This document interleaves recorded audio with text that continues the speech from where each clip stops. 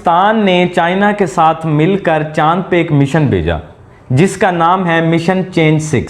सोचें, समझें, फिर तनकीद करें। पहले अपने गिरबान में जाके फिर दूसरे का गिरबान पकड़ें। भारत ने चांद के ऊपर मिशन चंद्रयान भेजा तो उसके ऊपर भारतीयों ने बहुत फख्र महसूस किया। तो भुट्टो साहब ने कहा था कि ये कौम घास फूस खा सकती है लेकिन तरक्की करेगी। मुझे निहायत ही और इंतहाई अफसोस के साथ ये कहना पड़ रहा है कि हम लोग एक कौम नहीं, सिर्फ एक हुजूम है।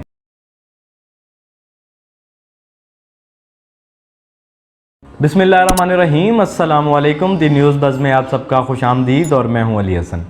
नाजरीन, पाकिस्तान ने चाइना के साथ मिलकर चांद पे एक मिशन भेजा जिसका नाम है मिशन चेंज 6, जिसके अंदर पाकिस्तान ने अपना एक क्यूब भेजा जिसको क्यू सैटेलाइट कहा गया। अब ये बात उन लोगों के ऊपर एक ज़ोरदार तमाचा है जो लोग कहा करते थे कि पाकिस्तान कभी इस लेवल की तरक्की नहीं कर सकता।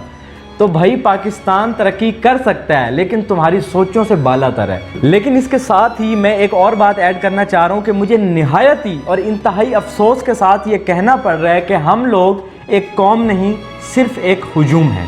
इसकी मिसाल मैं यहाँ से दूंगा कि जब रिसेंटली भारत ने चांद के ऊपर मिशन चंद्रयान भेजा तो उसके ऊपर भारतीयों ने बहुत फ़ख्र महसूस किया। इसके एवज अगर हम पाकिस्तान की बात करें तो पाकिस्तानी मजाक उड़ा रहे हैं, मीम्स बना रहे हैं और तरह तरह की तनकीदें कर रहे हैं।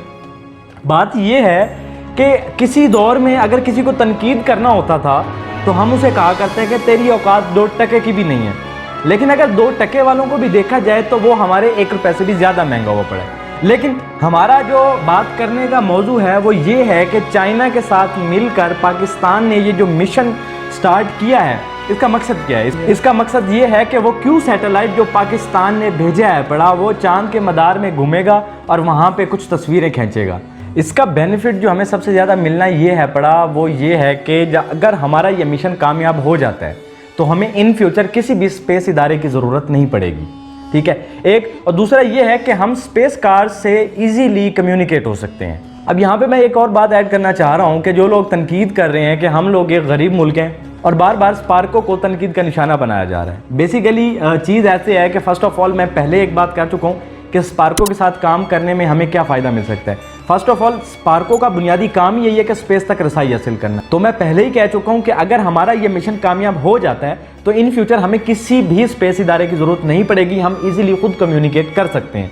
लेकिन दूसरी बात ये है कि जो बार बार एक चीज़ सामने आ रही है वो ये कि स्पार्को गुर्बत स्पार्को ने नहीं ख़त्म करनी। गुर्बत ख़त्म करनी है उन लोगों ने जिनको आप लोगों ने वोट डाले हैं। ठीक है, या तो पहले आप खुद सोचें ना कि आप लोग जिनको वोट डाल रहे हैं वो आपकी गुर्बत ख़त्म कर सकते हैं कि नहीं। स्पार्को तो खुद एक इदारा है जिसको किसी ने बनाया है, जिसको आपने बनाया, आप उनके गिरबान पकड़ें।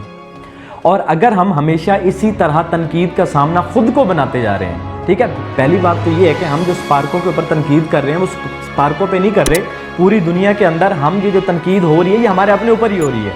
ठीक है, स्पार्को को कोई फ़र्क नहीं पड़ता, हमें फ़र्क पड़ता है। दूसरी बात यह है कि कौमें कभी ऐसे तरक्की नहीं करती, तनकीदें करने से कौमें तरक्की नहीं करती।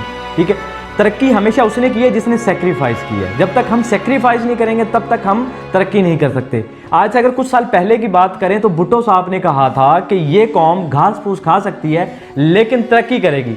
लेकिन हमने क्या किया, हमने घास फूस तक रह गए, तरक्की तक नहीं गए। फिर एक उन्होंने एक नारा दिया, रोटी कपड़ा और मकान। ठीक है, सोच उनकी बहुत आगे की थी, वो रोटी कपड़ा और मकान का नारा उस वक्त देके बहुत आगे तक लेकर जाना चाहते थे। लेकिन हमने क्या किया, जिनको हम आज तक उनके बाद वोट डालते रहे इलेक्शंस के अंदर, उनको हम अपना नुमाइंदा बनाते रहे, उन्होंने अफसोस, सद अफसोस ये कि उन्होंने सिर्फ हमें रोटी कपड़े और मकान तक ही रखा। इवन रोटी कपड़े और मकान तक सिर्फ नारे तक ही रखा, दिया हमें फिर भी कुछ नहीं है। ठीक है, सोचें, समझें, फिर तनकीद करें। पहले अपने गिरबान में जाके फिर दूसरे का गिरबान पकड़ें। हम हाजिर होंगे हमारी अगली वीडियो में, तब तक के लिए जज़ाकल्लाह, अल्लाह हाफ़िज़।